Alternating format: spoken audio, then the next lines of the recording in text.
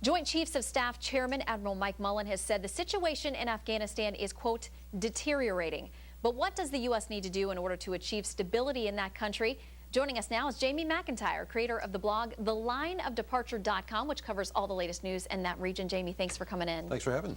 So what is going wrong there? It's been a really rough summer, high casualty rates, this bombing, the airstrike by NATO that apparently, caught up some villagers, some innocents in that situation. What's going right? What's going wrong Well, there? that incident with the tankers is exactly what they didn't want to have happen. One of the things that Stanley McChrystal, the new commander, is trying to do is shift the emphasis from counterterrorism, which in simple terms is going after the bad guys, to protecting the Afghans and building up their confidence. One of the things that's been a problem is the number of civilian casualties from airstrikes. Since General McChrystal has taken over, he's cut that rate by about half, but then you had this incident. I mean, look, the good news is that the U.S. recognizes that they need a new strategy, and they have a new strategy. The bad news is things are going so badly they have to have a new strategy. And this strategy has all the hallmarks of something that's going to take a long time, more troops, and a lot more money.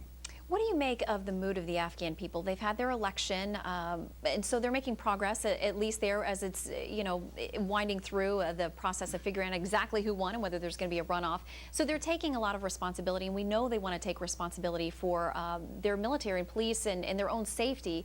What do you make of the progress there? Well, I think the real question is how much they do want to do that, and how much they're going to accept this new government, whether Karzai makes it to the level where he's not going to need a runoff or whatever, because that's the real problem in Afghanistan. People like to compare Iraq and Afghanistan. Afghanistan's very different because it's never had this central government. And when you hear the concerns at the Pentagon about how many troops are there, and you hear Secretary Gates talk about the experience that the Soviets had when they had over 100,000, 110, 120,000 troops in Afghanistan. It's not how many troops you have there, it's what they're doing and how they're perceived. The Soviets were always seen as occupiers. The U.S. is trying to not be seen as an occupying force, as somebody who's facilitating the development of a state that will eventually counter al-Qaeda and the Taliban. And that is very difficult to do. It's going to take a lot of troops and a lot of time. And there's some debate we talked a short time ago about within the administration about how many troops should go if they've been requested. They haven't been requested yet by General McChrystal. And also some other concerns in the region. Should we be aiming the troops at problems in Pakistan or other trouble spots?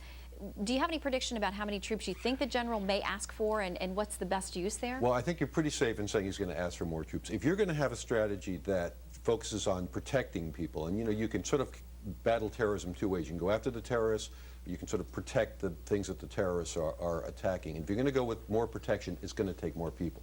Now, and the NATO allies are not in the mood to provide any more troops, so that's going to be the U.S., perhaps Britain, maybe a couple of other countries. So I think there will be a request. It'll be scrubbed very carefully. The Pentagon's going to try to keep it down to the minimum amount they need to get the job done. But there's a real realization that if they don't have some tangible results, something that people can look at and say, things actually are turning around in Afghanistan in the next year and a half, then it's going to be a lost cause. All right. Jamie McIntyre, thank you so much for your insights. Thanks for having me.